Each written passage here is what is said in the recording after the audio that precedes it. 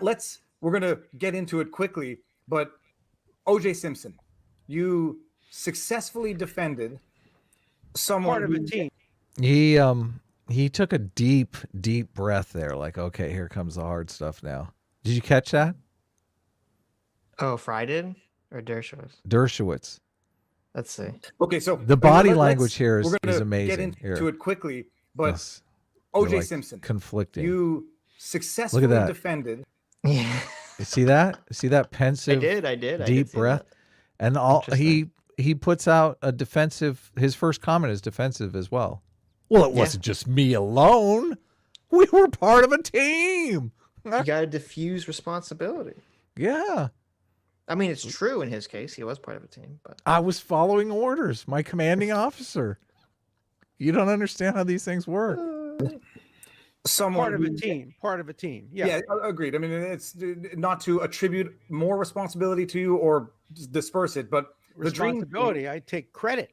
Don't talk about it in a negative way. I'm very proud of my role in the O.J. Simpson case. Yeah. So a lot of smooth. Oh my God, smooth move. What do you mean?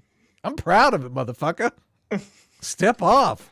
I'm proud that I helped get a double homicide murderer, off on bullshit. People, and this is going to work us into another notorious client, but a lot of people think you successfully defended a double murderer by using technicalities and invoking racial questions to undermine and get a guilt to undermine. He looks. Dershowitz just looked. The look on his face is like, "What am I doing? I thought this was YouTube. I thought I was safe here." When the first time I wasn't watching, I listened to this, but now I'm getting a totally different take here, because the face gives it all away, don't you think? Yeah, this is the first time I watched it too, because I only listened to it before. So I mean, he's definitely the mood. The mood shifted quickly with that breath. It did. The deep breath. The mood completely turned here. But I'm always super hesitant to read into body language. Yeah. I don't know. I feel like a lot of people misinterpret a lot of body cues. Do you know that this is like the best job ever, that they pay people, body language experts, to go in and read the jury and give the defense attorneys and prosecutors feedback on how the thing is how the verdict is gonna go? Do you know that? That's the best job in the world.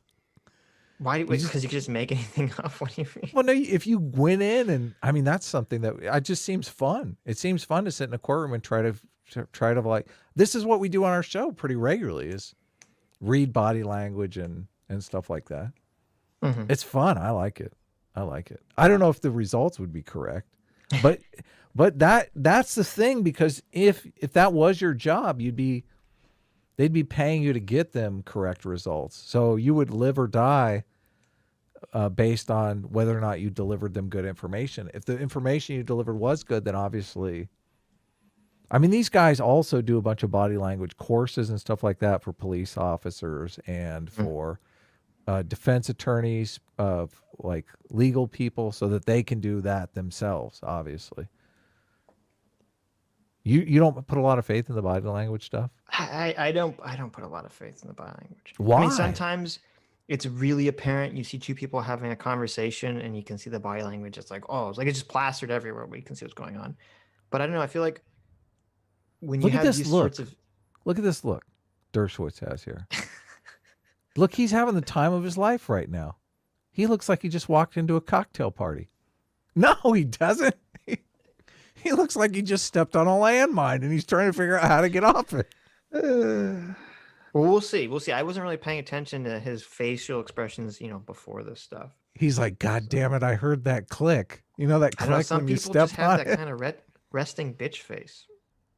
Really? Viva's trying to pull it together here. Oh my God. Maybe. He's like, I'm with my hero. I have to ask him tough questions. Well, it's more fun to say that we can read into the body language, so we can just go with it. It's more fun. This is millions of years of evolution to signal across the savannah to us. That's true. Yeah. That's A fair. tiger is eating my leg. That's what that face says. That face says No, that face is the tiger just appeared in the savannah over the tall Right. grass. oh yeah. It's not quite eating my leg yet. Let's see where this goes. A prosecution guilty person off. On the one hand, explain how you sort of I wouldn't say moralize that, but justify that. The eyes on the chat too. Like you can tell both these guys, it's very noticeable when they look down at the chat. Yes. Which is so weird. It's so weird. You know that psychological experiment where they put people in a room and ask them to talk, and they give them a monitor that feeds back the people listening how interested they are in what they're saying. It's totally distracting. Yeah, it totally distracts them. So they're so It's the focused same. on it. Yeah. Yeah, it's the same thing. It's the exact same thing. Right. Dershowitz is like, these people hate me. I'm bombing. I came on here to be loved. Yourself into the world and how you feel about it in hindsight. Well, I just go back to the first book of the Bible, Abraham arguing with God when God comes down and says, I'm going to punish the sinners of Sodom. And Abraham looks at God and he says one of the most powerful things anybody has ever said to a God. Chalila lacha hashofet kol haaretz lo ya'aseh mishpat. How dare you, the judge of all the world, will not yourself do justice? What if there are 50 innocent people among the people you would sweep away? Would you sweep away the innocent along with the guilty? And Abraham wins the argument, and that's always been. See, that's the move, Adam. Okay, someone questions you and your morality. You're like, I got a Bible quote in my back pocket that I can speak in the original Hebrew to throw at you. It's good. It's good. He's thought this through. He's like, I get asked this question every year at the holidays, motherfucker. He pulls out the Torah. He like starts Yeah, I'm reading from surprised it. he doesn't pull the Bible up. I have the Bible right here. It wasn't. Now my biblical knowledge is a little rusty. Okay, but in the story of Sodom and Gomorrah, doesn't it end with him not being able to find any innocent people in the city? And leaving with his family when God destroys it. Like, they're the only innocent people, and he lets them go. He lets them go. I guess he didn't. Guess he didn't win the argument after all, did he? Well, I mean, I guess he spared himself. I don't know. I guess this is crazy. In the paradigm, for me, when I accepted the O.J. Simpson case, he was facing the death penalty. I didn't know whether he was guilty or innocent. He seemed guilty. Everybody thought he was guilty. But then again, everybody who saw... I guess we might want to give a little background on the O.J. Simpson case. A big part of why... Are we that old that we have to give background on O.J. Simpson? Maybe. I feel like we do. Okay. I lived through O.J. Simpson. I'm sure you didn't live through O.J. Simpson. I was 5 years old. I don't remember much. Exactly. So the main reason why most people thought O.J. Simpson was guilty was because when they went to arrest him, he got into his Bronco and drove down the Santa Monica freeway at like 20 miles an hour with 50 police cars chasing after him, which is not necessarily what you do, if you're an innocent guy. To the airport, right? Yes, I believe he was headed towards the airport, but he never got there. He turned himself in. He was probably on the phone with Dershowitz right there. No, turn yourself in. You're making yourself look guilty as hell. No, obviously Dershowitz said he didn't come in until later, but he was on the phone with an attorney. He definitely was on the phone with an attorney. Yeah. It's like, wasn't he not driving? Didn't he wasn't a friend driving or something? Oh, I don't remember that part. No, I think he was driving. Yeah. I don't White remember. Bronco. White Bronco. Anyway, so this was captivating. This was the viral moment of our generation. Mm-hmm. Well, the Lockerbie case recently thought the guy who was convicted was guilty. Now, years later, doubts have arisen. Just the other day, a man spent 38 years in prison and was freed when it turned out the woman who was an eyewitness admitted she made up the whole story and lied against him. I've had many cases like that. So he was... You don't... Look, it could turn out that 20 years later, the Nicole Brown pops up alive and she turns out that she made up the fact that she was murdered, Or the killer. Happen, right? The killer could come forward. The killer could come forward and say, I did it. Yeah. That's right. That's right. The random killer. Yeah. I would do a Facing full the death. like forensic audit on his bank accounts. Just me, you Take know. the case. But I'll let you in on a little secret. We didn't win the O.J. Simpson case. We didn't win it. The prosecution lost it. They blew it in every possible way. I was in the court. See, the diffusion of responsibility. Totally. Here is Yeah. so Their fault. Blatantly, it's so interesting how blatant it is. It's their fault. We Yeah. did everything we could to lose that case. And if they weren't fucking incompetent, O.J. Simpson would be behind bars today. If only the prosecution was better at defeating me and my arguments, then they would have won. It's really that simple. Yeah, when you argue with God, what are you going to get? You're going to lose. Room, asked him to try on the glove. They could have asked him to try on the glove outside the presence of the jury to see if it fit. They could have asked him to try it on without wearing latex gloves, but they were so arrogant that they didn't, and it didn't fit. Whether it shrank, whatever it was, he walked up to the jury, Alan, or whether he manipulated his fingers.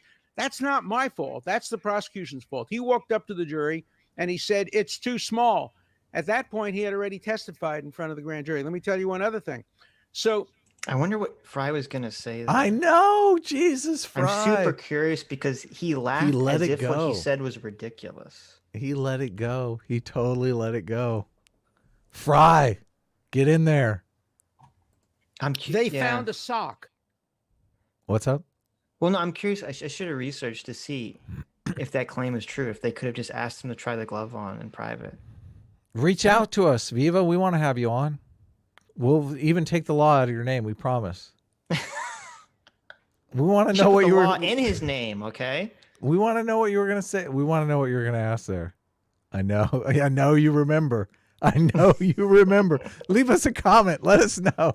Well, he had an interesting follow-up conversation with Eric Barnes where they discussed this interview. He did. Yeah, that was Yeah, fascinating so, too. yeah. His stuff with Barnes I find totally fascinating. You don't it's you very don't like interesting. Barnes as much, but Well, I really like listening to him and Barnes because I think Barnes is totally like stuck in the conspiracy theory way of thinking. he can't it's be. like- He makes fun of those people all the time. Well, I don't know. but he has his own conspiracy theories. Okay, the whole Federalist Society, everyone's out to get Trump stuff.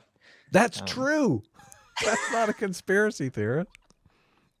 But I know. the I know. number one- I'm talking smack. I know nothing I know, about the you have no- Federalist Society. But the thing that is interesting to me about Barnes is that it's to me someone who has like they're kind of stuck in the conspiracy theory web, but they're still like they're not like completely insane. They're not like Sidney Powell or Linwood or any of these people. Like Right. he still works within the realms of like the law. He's still incredibly smart and knowledgeable about the legal system. So he still Yes. gives you all these like really interesting legal opinions and takes and information.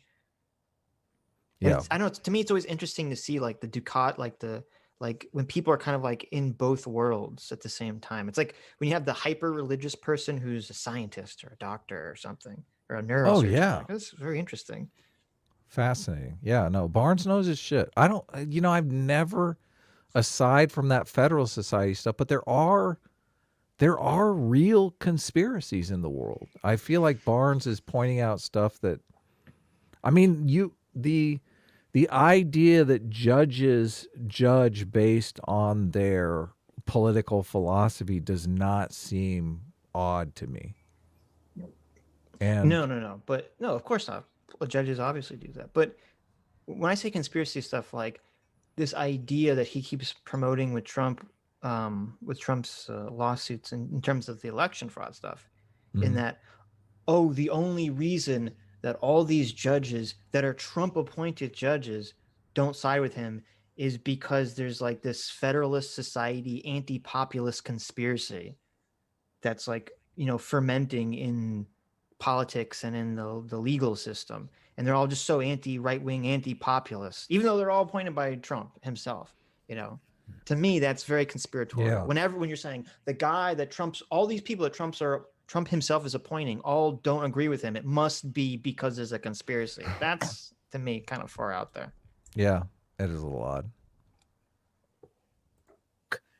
The best piece of evidence imaginable.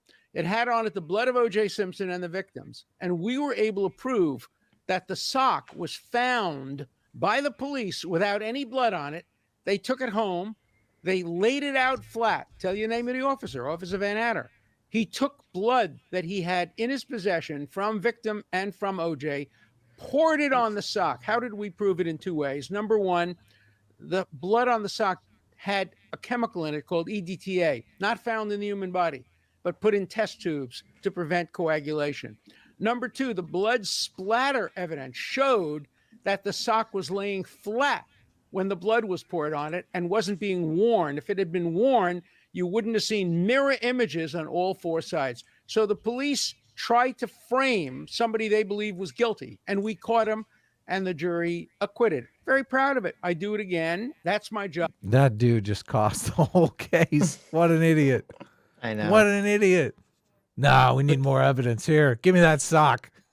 See, but that's like the profound moral question that this is why, you know, I would never be a defense attorney. You never, a criminal defense attorney. You wouldn't be a criminal defense attorney. It's like, okay, you think your client is guilty, but you're pretty sure that the cops also fabricated evidence. Yeah. What do you do in that situation? Yeah, you're fucked. You're totally fucked. You're like, everyone here sucks. I know. No wonder Dershowitz thinks everybody fucked up but him. It's like, everyone did fuck up. Oh yeah, no, like the did you see, what was it? There was like a not recently, like some years ago, there was a HBO, I think it was, special that was all about the OJ trial. It was really interesting about how the prosecution did like super fuck up on a lot of levels. Yeah. No, it doesn't surprise me though.